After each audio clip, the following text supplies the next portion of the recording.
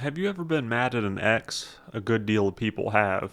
But would you get a friend and create a murder plan straight from Wile E. Coyote's handbook? Statistically speaking, most wouldn't. Well, these two jabronis did. They created one of the most convoluted double murder schemes I've ever heard of. This is Stephen Glosser, age 37, and Caleb Kinsey, age 34. The pair lived together in Savannah, Georgia, and had previously served together in the U.S. Air Force. Stephen Glosser was dating a woman named Larissa Apperson for a short while via a popular dating app. After a short while, the pair mutually agreed things weren't going to work out and they proceeded to block each other on the dating app. Even though reports state it was a mutual agreement, Glosser didn't take too kindly to the rejection. He confided in his friend Caleb Kinsey about what went down, and instead of them deciding the best course of action would be for him to simply move on and date other people, the pair formulated a plan that is just downright nuts. There's no other way to explain it. Here's what they managed to put together with not one, but two adult brains. They wanted to go to Larissa's home. They then wanted to plant a large amount of explosives within her house in order to blow it up while shooting arrows through her front door. They planned to accomplish this part with tannerite, which seems to be a material used for long-distance target shooting. When a high-velocity projectile such as a bullet or an arrow hits the tannerite, it gives off an explosion to let the target shooter know they successfully hit their mark. They would then go through the exploded home, find and scalp Larissa, and for the pièce de résistance, release a large python that would then devour her daughter. Somewhere in their busy schedule, they also wanted to mail her dead rats as well as some dog poop. It's not specified when. I honestly don't even think they knew when. They ordered a very large amount of tannerite, 80 pounds to be exact. They then mixed the tannerite with a secondary ingredient that made it even more explosive and dangerous. Authorities say they created a homemade explosive device, but they didn't go too far into specifics. Glosser used internet searches in order to locate Larissa's home and map out the best route there. The pair took turns watching her from December 2022 all the way to early January. They would often exchange information on her whereabouts and movements via text message during this time. It's in these electronic communications that they stated their desire to scalp her, shoot arrows through her door, mail her dog poop and dead rats, as well as have a large python eat her daughter alive. At some point, the pair followed through in sending the rats and feces to the home. The pair also frequently harassed Larissa via social media and text messages, sending her things such as, "Do you want to die? The demons will kill you." During their stalking sessions, they found that Larissa and her daughter were in the process of moving to a new home. They made sure to document the new address. After a month or more of recon and harassment, they felt it was time to put their plan into action. On the early morning of January 13th, 2023, between 4 and 5 a.m., Stephen Glosser and Caleb Kinsey pulled up outside of Larissa's new home in Richmond Hills, Georgia, in an upscale neighborhood about 20 miles away from where they lived. They were somehow able to gain access to the garage and open the main garage door. The pair then removed the homemade explosive device from their vehicle and loaded it into the now open garage. They were then able to retreat and detonate the explosive. This was more than likely from a detonation device or maybe by shooting the bundle of tannerite with a projectile from a safe distance. As this is a relatively new case, it isn't really explained in too much detail. A little after 5 a.m., neighbors in the area felt their house shaking and went outside to see large portions of their neighbor's home severely damaged, as well as a black SUV quickly fleeing the location. Stone, wood, and insulation littered the ground outside. The house had been damaged to an excessive extent. Aerial photos really show the full devastation and damage all the way into the roofline of the garage area. The first phone calls came flooding into police at around 5:15 a.m. When police and the fire department showed up, they found the garage with obvious signs of explosion damage, but no smoke or fire present. Larissa Apperton and her daughter were located. By some miracle, they were able to get out of the house safely with no injuries. They had just moved into the home one day before the explosion.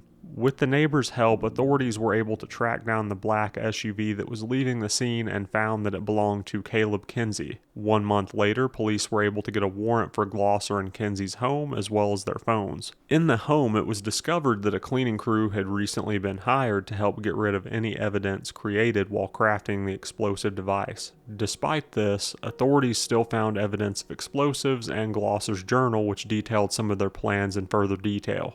The journal gave investigators a peek into the psyche of Stephen Glosser. Inside, Glosser admitted he had suicidal thoughts as well as homicidal thoughts regarding Larissa. Within the phones, the texts between the two discussing their sinister plans were uncovered. There were also photos of the pair decked out in full tannerite gear posing with 80 pounds of tannerite. Conversations were also found between the two discussing blowing up an unidentified courthouse and going after one of their former coworkers. They also found mentions of purchasing a large python and releasing it to eat Larissa's daughter, but no python was found within the home. Stephen Glosser was arrested locally while Caleb Kinsey was located and arrested in Louisiana. Both of the men now face charges of unlawful possession of an explosive, first-degree arson, stalking, use of an explosive to commit another felony offense, conspiracy to use an explosive to commit a felony, possession of an unregistered destructive device. The pair face up to 20 years in prison for the conspiracy charge, and the explosive to commit felony charge falls around 10 years. Seeing as how these are both federal offenses, there is no chance of parole happening. Kinsey also got another charge tacked onto his list for being in possession of a firearm as a felon, so he will more than likely see more time than Glosser. On March 7, 2024, both Glosser and Kinsey were indicted on those previously mentioned federal charges. It goes without saying that both men will probably be going away for a long time. Both men have yet to have their trial scheduled. As for the house, even 13 months later, it was still being repaired.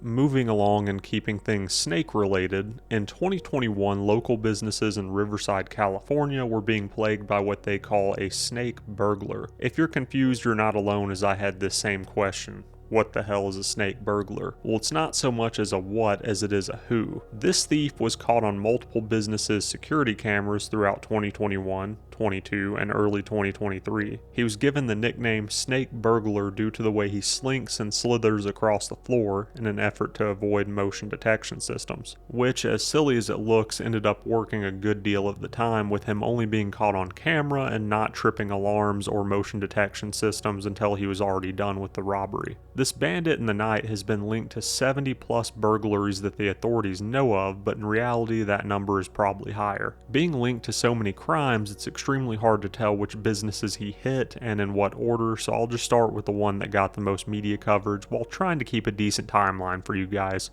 The snake burglar started drawing major attention to himself when he slithered into a local hair salon on November 26, 2021. Much like a snake, he scaled completely up the wall to the roof and found a rooftop fire escape entrance and went inside. Upon hitting the ground, he instantly got on his belly and began sliding around the floor. He went under salon chairs, tables, and furniture, grabbing anything of significant value. He slinked to the cash register and stole a few $100s in cash. Then, as he made his way toward the back offices in the building, he stole hundreds of dollars more in beauty and hair products. However, his biggest haul of the night was finding a floor safe in the back offices of the salon, cutting a hole in it, and stealing $8,000 in cash before slithering away into the night, the whole time not tripping any motion detection systems within the building. Although he was caught on multiple security cameras within the salon, with the owner saying, "Watching the footage gave me chills up my spine." The owner released the security camera footage showing the ridiculous looking snake burglar to the media, which caused other local businesses to review their camera footage and come forth. But the snake burglar was not done yet, not by a long shot. Just 2 months later, the snake burglar gained access to an abandoned business within a shopping center. From there, he tunneled his way into Crown Gold Exchange, which was next door, and one of those gold and silver exchange places that are seemingly everywhere, at least around where I live. Using his man-made snake hole, he entered the business. In trademark snake burglar fashion, he then dropped to his belly and began slithering around the floor, avoiding detection systems in the process. He made off with a whopping $15,000 in combined cash, silver, and gold before using his snake hole to escape the night, only tripping the motion detection when he raised up just slightly to go back through the hole, but he was long gone by the time police arrived. In August of the same year, he broke into what looks to be a gas station after using a skateboard to break the window, although no specifics of how much he stole or what he did while inside have been released. In October, he got into a local sandwich shop and stole around $3,000. Then he crawled into another nail salon before escaping with an undisclosed amount of money and product. Business owners were getting angry to say the least, and the pressure was on local authorities to find and arrest this man that was destroying businesses around the area. The gold and silver store was the 5th business robbed so far in the same manner, and police did not know who this guy was. However, they knew his patterns and the general window of time he liked to commit his crimes in, which ultimately led to the snake burglar finally being apprehended in mid to late 2022.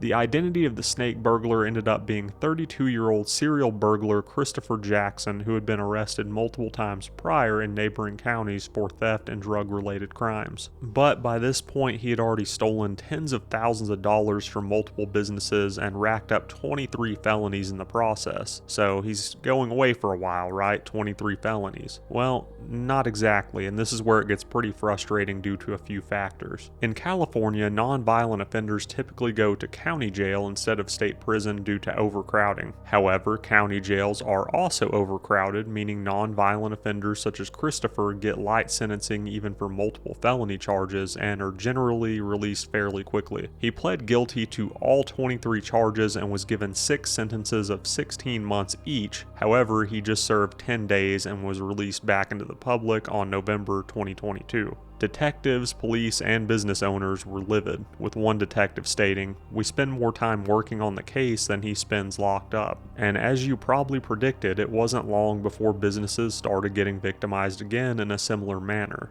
This time though, police and the community knew who they were looking for as well as what to watch out for. Even then, it still took them a few months to track him down, as he was a known transient and didn't stay in one place for too long. However, on April 12, 2023, at around 10:15 p.m., police struck gold. A security guard noticed a male figure looking into windows of businesses and messing with the weather stripping around the windows, and decided to call the police. When police arrived, they found none other than the snake burglar Chris Jackson on the scene. He had managed to rack up 7 felony warrants for his arrest in the short time he had been out. He was taken into custody where, during the booking process, he was found to be concealing methamphetamine, which tacked on an additional drug charge. All in all, by July 27, 2023, the snake burglar Chris Jackson pled guilty to all 54 felonies and was given jail time, 7 months. That's the end of it, right? Well, during the span between his arrest in April and his court date in July, he had racked up around 3 months of time served due to being in custody. But he also got credit for good behavior while in custody, and these two factors equated to his 7-month sentence being served immediately upon being given to him.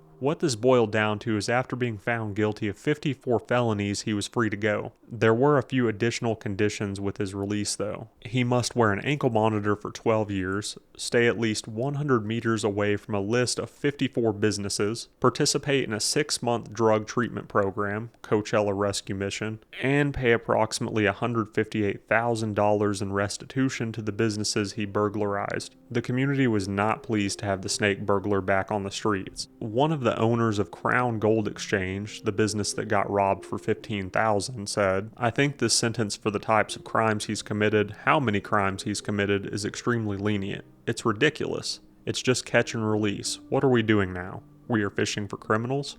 The owner of the salon also had something to say about the sentencing. "I can't believe they're going to release him like that. 54 felonies. I don't feel like there's a justice system anymore." She continued on, "After COVID, just to get our doors open was a struggle, and for him to steal that much cash, it really set us back." The sandwich shop owner who lost $3,000 to the thief said, "I doubt we will ever see any of that $158,000 in restitution money. How does anybody think this is okay?" he added. Since being donned with a GPS tracking device, the snake burglar has seemingly stopped his crimes.